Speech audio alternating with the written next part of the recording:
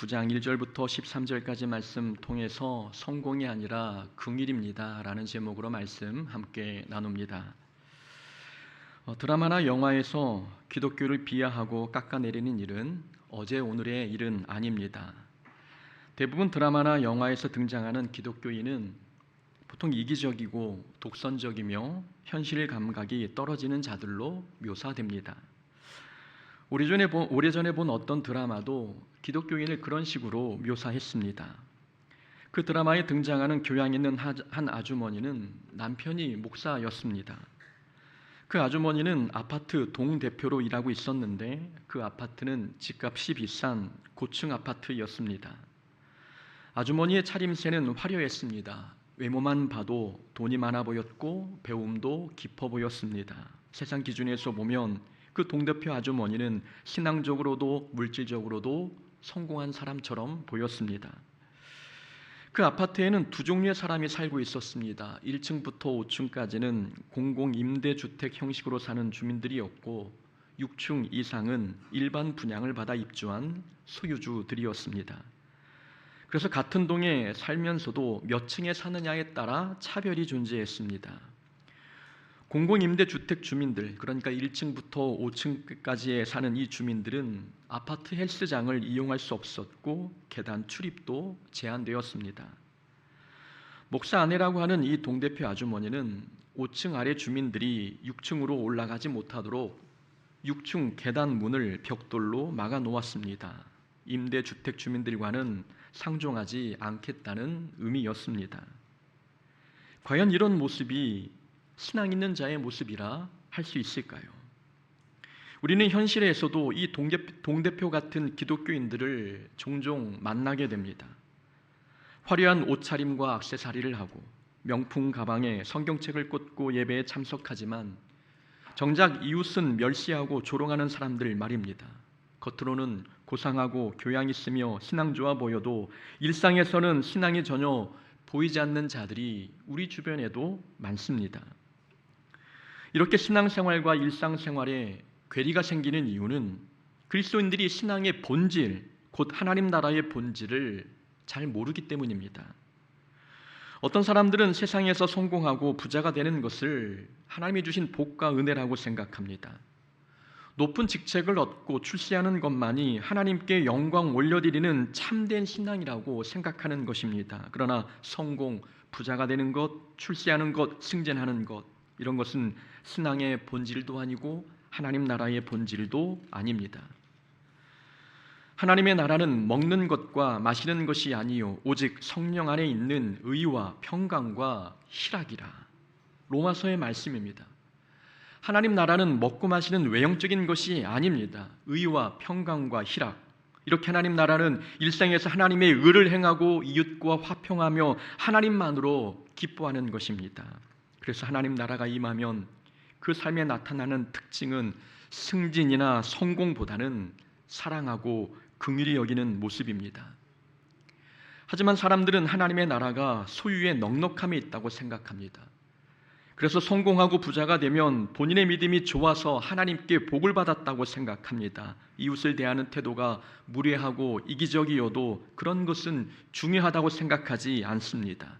사랑, 긍휼, 용서, 평강, 이런 것이 하나님 나라의 본질이라는 사실을 모르기 때문입니다. 그러니 사람들은 하나님의 다스림을 받는다고 하면서 이웃에게는 불친절하고 무례하며 성공과 출세에만 관심을 둡니다. 신앙생활하면서 성공할 수 있고 부자도 될 수 있습니다.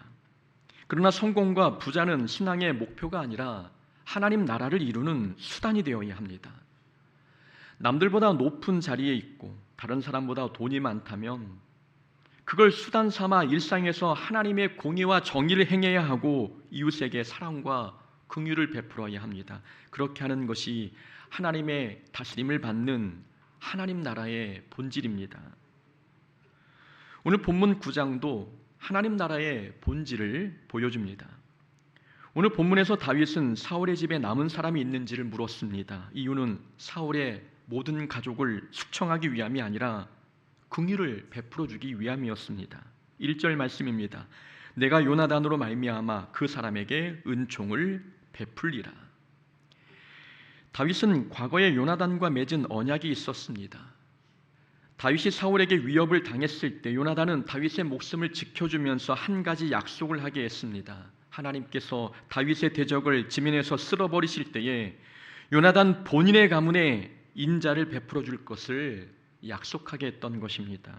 그래서 다윗은 이스라엘의 왕이 된 후 요나단의 가문에 은혜를 베풀기 위해 살아있는 자가 있는지 찾았던 것입니다. 그렇게 해서 찾은 사람이 요나단의 아들 무비보셋입니다. 무비보셋은 두 다리를 모두 절고 있었습니다. 이유는 사울과 요나단이 전쟁터에서 죽었을 때 이 사망 소식을 들은 유모가 아기 무비보셋을 피신시키려다가 실수로 떨어뜨렸기 때문입니다. 다윗은 이 무비보셋을 데려와 자신의 아들처럼 곧 왕자 중 하나처럼 대우했습니다. 오늘 9장 전체가 바로 이 무비보셋과 관련된 이야기입니다. 그런데 우리는 이 9장의 말씀과 지난주에 살펴보았던 8장의 내용을 비교해 봐야 합니다. 오늘 9장의 내용은 8장의 내용과 완전히 분위기가 다릅니다. 8장에서는 다윗이 전쟁터에 나갈 때마다 승리한 이야기가 기록되어 있습니다. 다윗은 이스라엘을 괴롭혔던 주변 국가들을 하나씩 굴복시키면서 이스라엘의 영토를 확장시켰고 더불어 자기의 명성도 드높였습니다. 이렇게 8장이 다윗의 성공과 용맹함 그리고 다윗의 명성과 업적을 소개하는 내용이었다면 9장은 다윗이 사랑과 긍휼을 베푸는 내용입니다. 8장은 다윗의 성공을, 9장은 다윗의 긍휼을 기록한 이유, 성경이 이 두 내용을 나란히 배치한 이유는 하나님 나라의 본질이 무엇인지를 가르쳐주기 위함입니다. 하나님 나라의 본질은 성공이 아니라 사랑과 긍휼임을 가르쳐주고 있습니다.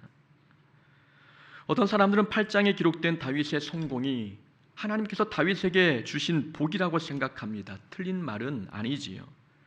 하나님은 다윗이 어디를 가든 이기게 하셔서 다윗의 명성을 높여주셨고 백성들에게도 인정받게 하셨습니다. 그러나 성경이 말하고자 하는 것은 다윗의 이런 성공이 아닙니다.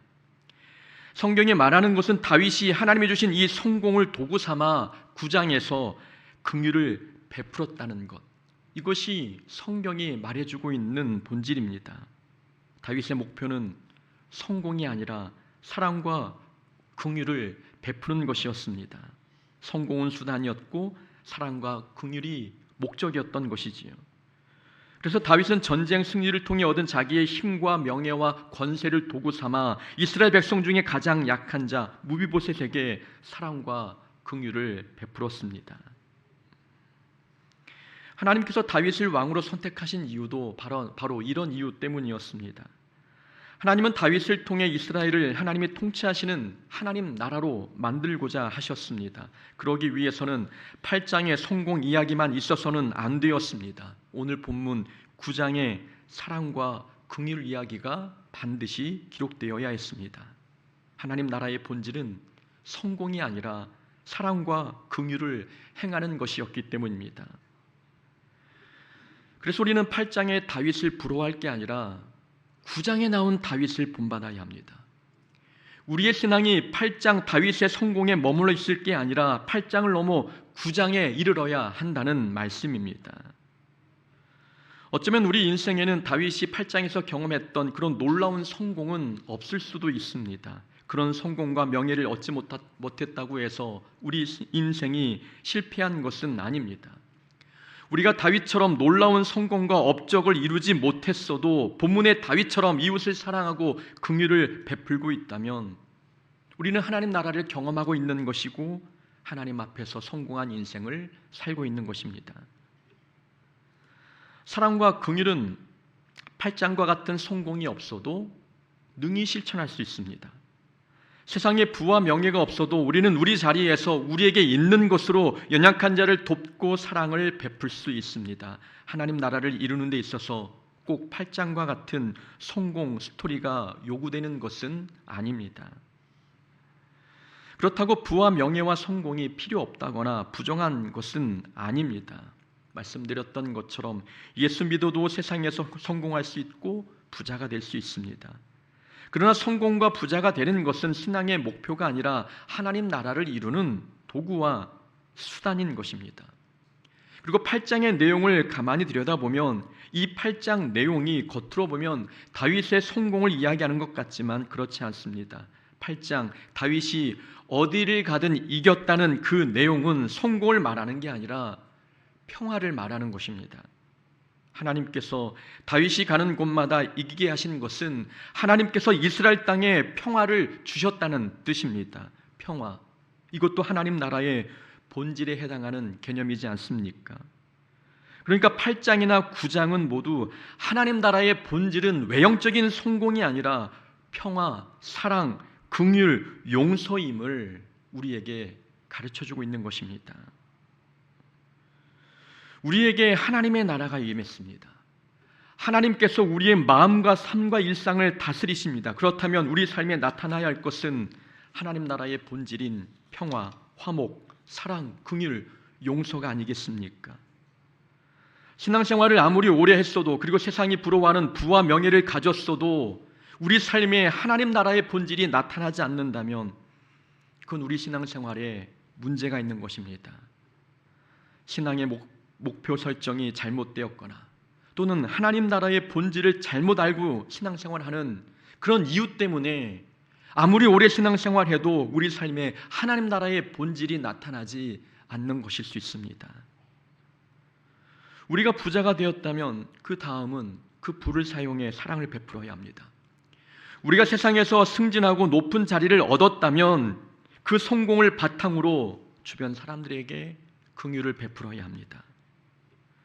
다윗이 승리 후에 약자에게 사랑을 베풀었듯이 우리도 성공 후에 이웃에게 사랑을 베푼다면 그것은 우리 삶에 하나님 나라가 임한 것입니다. 하나님 나라는 반드시 우리 삶의 사랑과 긍휼의 모습으로 나타납니다. 다윗이 사울의 집에 남아있는 자가 있는지 찾자 시바라고 하는 사울 집안의 종이 무비보셋 소식을 알려줍니다. 4절 말씀입니다. 시바가 왕께 아뢰되 로드발 암미엘의 아들 마길의 집에 있나이다. 로드발은 요단 동편에 위치한 지역으로서 이 단어의 뜻은 초장이 없는 곳이라는 뜻입니다. 그러니까 무비보셋은 풀 한 폭이 제대로 나지 않는 황무지 같은 곳, 왕의 손이 닿지 않는 먼 곳으로 도망가 숨어 살고 있었던 것입니다.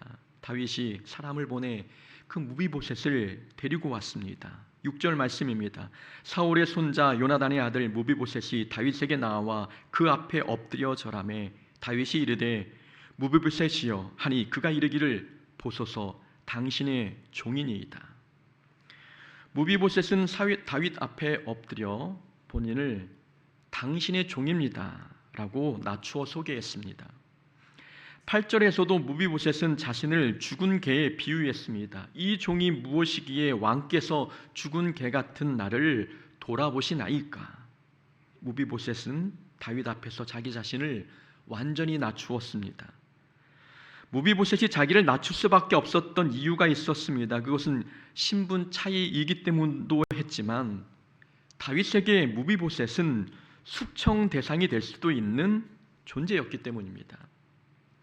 이때는 새로운 왕조가 들어서면 이전 왕조에 속한 사람은 숙청 대상이 되던 시대였습니다. 더욱이 이 무비보셋은 다윗을 죽이려고 혈안이 되었던 사울의 손자가 아닙니까?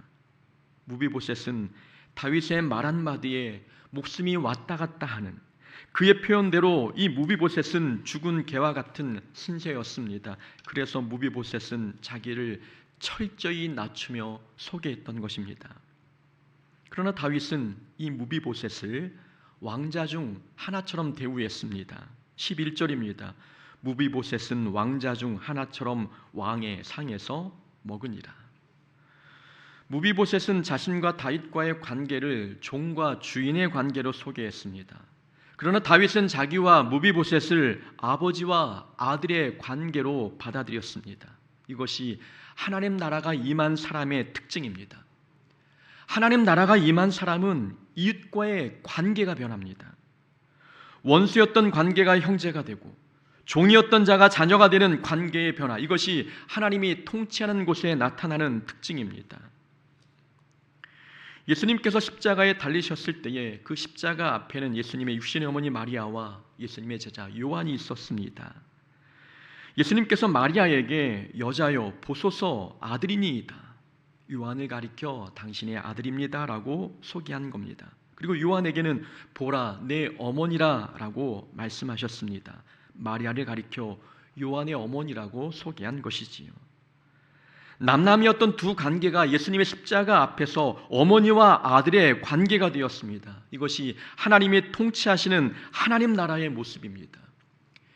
피 한 방울 섞이지 않은 관계가 하나님을 만난 후에 부모 자녀가 되고 형제 자매가 되는 모습, 이런 모습이 나타나는 곳이야말로 천국이 아니고 무엇이겠습니까? 창세기에서 보여주는 야곱과 에서의 관계도 마찬가지였습니다. 야곱과 에서는 형제였지만 야곱은 에서에게 죽이고 싶을 만큼 미운 동생이었습니다. 그러나 20년의 세월이 흐른 후 두 사람은 서로 끌어안고 울며 입을 맞추는 진짜 형제의 관계로 변화되었습니다. 원수 관계였던 두 사람이 사랑하는 형제의 관계가 된 것은 하나님 나라가 두 사람의 마음에 임했기 때문에 나타난 결과입니다. 요셉도 자기를 판 형들을 용서하고 형들의 생명을 구원했습니다. 서로 미워하고 질투하던 관계가 하나님 안에서 새로운 형제의 관계로 거듭난 것입니다. 이렇게 믿음의 선진들에게 나타난 공통적인 특징은 하나님을 경험했을 때에 모두 관계가 변화되었다는 사실입니다. 하나님의 다스림을 받는 사람은 이웃과의 관계가 변합니다. 우리가 하나님의 다스림을 받고 있다면 우리 삶에도 관계의 변화가 나타나야 합니다. 이전에는 미워했던 사람이어도 내가 오늘 하나님의 은혜를 경험했다면 그 사람과의 관계가 달라져야 합니다. 이전에는 원수처럼 여겼던 사람도 오늘 하나님 나라가 내 안에 임했다면 그 사람과 사랑하는 관계가 되어야 합니다. 예수를 믿는데 관계가 달라지지 않는다면 그 신앙은 껍데기 신앙일 확률이 높습니다. 탕자의 비유에서 큰아들은 동생이 돌아왔어도 그 동생을 동생으로 인정하지 않았습니다. 아버지는 이 탕자가 자기를 품꾼의 하나로 받아달라고 해도 다시 아들로 맞아주셨습니다. 그런데 형은 동생을 동생으로 받아들이지 못했습니다. 이 큰아들은 아버지 곁에서 열심히 신앙생활을 했습니다. 그런데 그렇게 열심히 신앙생활을 하면서도 미운 사람은 여전히 미웠고 싫은 사람은 계속 싫었습니다. 이런 큰아들의 신앙을 온전한 신앙이라 말할 수 있겠습니까? 주를 위해 열심히 봉사하고 헌금하는 일은 참 좋은 일입니다. 그러나 그 자체가 우리의 신앙을 대변해 주는 것은 아닙니다. 진짜 신앙은 관계가 변하는 것입니다. 하나님의 다스리시는 곳에는 모두가 다 한 가족이 되는 것, 피 한 방울 섞이지 않은 모든 성도가 하나님 안에서 형제 자매가 되고 부모 자녀가 되는 것, 이것이 하나님 나라가 임할 때 나타나는 특징인 것입니다. 누군가를 여전히 원수로, 종으로, 남으로 대하고 있다면 그것은 아직 우리 삶에 하나님 나라가 온전히 임하지 않았다는 증거일 수 있습니다. 다윗이 사울의 가문에 남은 자가 있는지 찾았을 때 사울 집안의 종인 시바가 무비보셋을 소개했습니다. 그때 시바가 이렇게 이야기합니다. 시바가 왕께 아뢰되 요나단의 아들 하나가 있는데 다리 저는 자니이다. 시바는 무비보셋의 이름을 말하지 않았습니다. 단지 다리 저는 자라고 소개했습니다. 다리 저는 자라고 소개한 이유는 두 가지로 해석할 수 있습니다. 하나는 왕이시여 사울 집안에 남자 하나가 있는데 그는 다리를 절기 때문에 왕에게 위협이 될 만한 사람은 절대로 아닙니다 라는 의미가 담겨 있습니다. 무비보셋은 위협적인 존재가 아님을 부각시켜서 무비보셋의 생명을 지켜주고 더불어 자기의 생명도 지키기 위함이었습니다. 사울의 후손을 숨겨두고 있었다는 사실 자체가 시바에게는 죽음의 죄가 될 수 있었기 때문이죠. 또 하나의 해석은 시바가 자기의 재산을 지키기 위함이었다는 해석이 있습니다.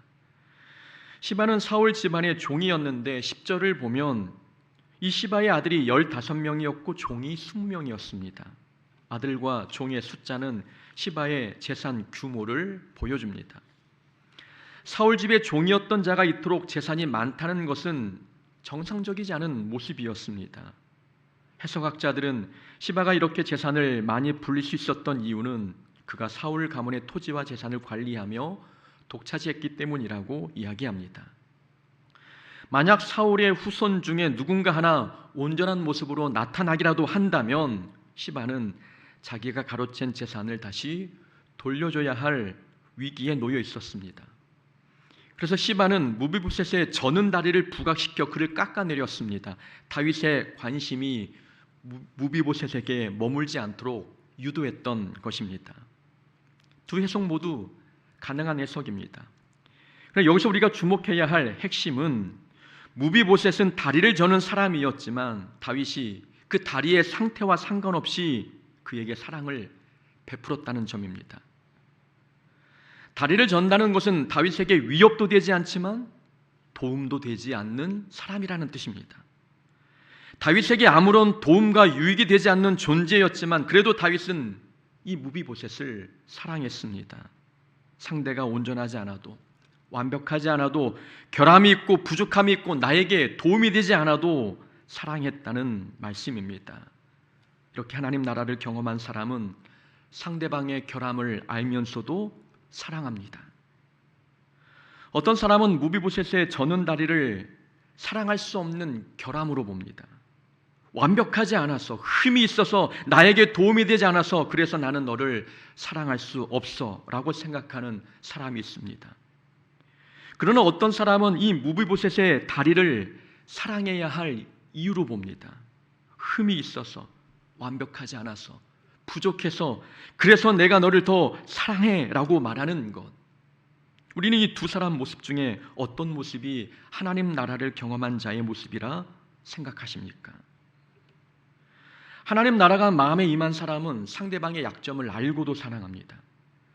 세상 사람에게는 상대방의 약점이 사랑할 수 없는 핑곗거리가 되지만 하나님의 다스림을 받는 사람에게는 상대방의 약점이 더 사랑해야 하는 이유가 되는 것입니다. 하나님의 사랑은 조건에 따라 달라지는 사랑이 아닙니다. 하나님은 우리가 아직 죄인 되었을 때에 독생자 예수님의 십자가에 내어주심으로 우리를 하나님의 자녀 삼아주셨습니다. 우리가 완벽해서 사랑하신 것도 아니었고 사랑할 만한 조건이 되어서도 아니었습니다. 하나님은 사랑 그 자체이셨기 때문에 우리가 죄인 중에 괴수와 같은 존재였을 때에도 어김없이 우리를 사랑하셨습니다. 하나님의 사랑이 아니었다면 우리도 무비보셋의 고백대로 죽은 개와 다름없는 인생을 살았을 것입니다. 우리가 하나님의 조건 없는 사랑을 받았다면 우리도 이웃을 조건 없이 사랑해야 마땅하지 않습니까? 우리가 사랑하지 못하는 사람들의 얼굴을 한번 떠올려 보십시오. 왜 사랑할 수 없는지 그 이유들이 수만 가지이지 않습니까? 그런데 놀랍게도 우리가 이래서 사랑할 수 없다며 핑계 삼았던 그 치명적인 상대방의 결함들이 하나님께는 오히려 그래서 내가 저 영혼을 사랑할 수밖에 없어 라고 하는 사랑의 이유들이 되고 있습니다. 내가 미워하는 이유들이 하나님께는 사랑하는 이유들이 되고 있다는 것입니다. 하나님은 그렇게 우리의 결함을 아시면서도 우리의 약점을 아시면서도 우리의 부족함을 아시면서도 우리를 사랑하십니다. 다윗이 사랑을 베풀기 위해 무비보셋을 찾아갔던 것처럼 하나님도 우리에게 사랑을 베풀기 위해서 결함 있는 우리를 끝까지 찾아오셨습니다. 하나님의 사랑은 수동적인 사랑이 아니라 능동적인 사랑, 찾아가는 사랑이었습니다. 다윗은 눈앞에 보이는 자들을 사랑한 게 아니라 도움이 필요한 자가 어디 있는지 그를 찾아내서 사랑과 긍휼을 베풀었습니다. 하나님께서도 우리를 찾아내셔서 사랑하셨습니다. 우리가 길을 잃고 헤맬 때에 하나님은 나 한 사람을 찾기 위해 99마리의 양을 놔두고 나에게 찾아오셨습니다. 하나님이 우리에게 베풀어 주신 사랑은 이토록 놀라운 사랑인 것입니다.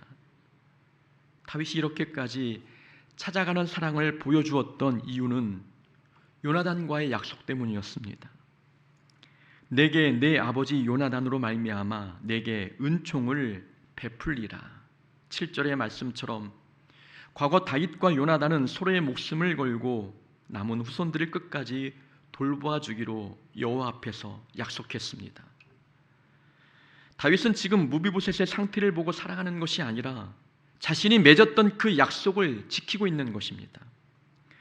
무비보셋의 다리가 멀쩡하든 뒤틀려 있던 그것은 다윗에게 아무런 상관이 없었습니다. 상대의 조건이나 자격과 상관없이 내가 사랑하기로 약속했기 때문에 끝까지 책임을 지는 사랑이었습니다. 다윗의 사랑은 바로 이 헤세드의 사랑인 것입니다. 우리를 향한 하나님의 사랑이 바로 이 거대한 헤세드, 곧 약속에 근거한 사랑입니다. 사랑하기로 약속했으면 어떤 일이 있어도 끝까지 사랑하는 것, 아무런 대가 없이 일방적으로 사랑을 베푸는 것, 이것이 하나님이 보여주신 헤세드의 사랑입니다. 하나님은 우리와 계약을 맺으실 때에 우리의 스펙이나 행동을 조건으로 걸지 않으셨습니다. 대신 독생자 예수 그리스도의 피로 결코 변하지 않는 새 언약을 우리와 맺으셨습니다. 십자가의 사건은 하나님께서 우리를 끝까지 사랑하시겠다고 하는 약속의 표징이었습니다. 우리도 서로 사랑하겠다고 하나님 앞에서 약속했던 적이 있습니다. 우리가 세례받을 때, 또 직분을 받을 때 우리는 하나님 앞에 손을 들고 사랑으로 서로 돌보겠다고 약속하고 맹세했습니다. 사랑하기로 약속했으면 상대방에게 결함이 있어도 약점이 있어도 사랑해야 마땅하지 않겠습니까? 사랑은 감정이 생겨야 하는 것이 아닙니다. 조건을 보고 하는 것도 결코 아닙니다. 하나님께서 우리를 사랑하셨듯이 우리는 언약에 근거한, 약속에 근거한 사랑을 베풀 수 있어야 합니다. 오늘 본문은 우리에게 세 가지를 교훈해 주고 있습니다. 하나님 나라는 성공이 아니라 사랑과 긍휼입니다. 하나님 나라가 우리에게 임하면 관계가 변합니다. 하나님 나라를 경험한 사람은 상대의 결함을 알면서도 사랑합니다. 우리 삶에 이런 하나님 나라의 본질, 하나님 나라의 특징이 나타나기를 소망합니다. 지금까지 신앙생활을 오래 했다면 하나님 나라가 우리 안에 임하고 하나님의 통치가 내 삶에, 내 일상에 임하고 있다면 우리 삶의 자리에서도 사랑과 긍휼이 보여줘야 하고 관계가 변화되고 그리고 조건 없이 사랑하는 그 사랑들이 우리 삶에도 나타나야 합니다. 바라건대 우리 삶에 하나님 나라의 본질이 드러나는 그런 신앙생활 살아가는 우리의 모습 되기를 주의 이름으로 축원합니다. 아멘.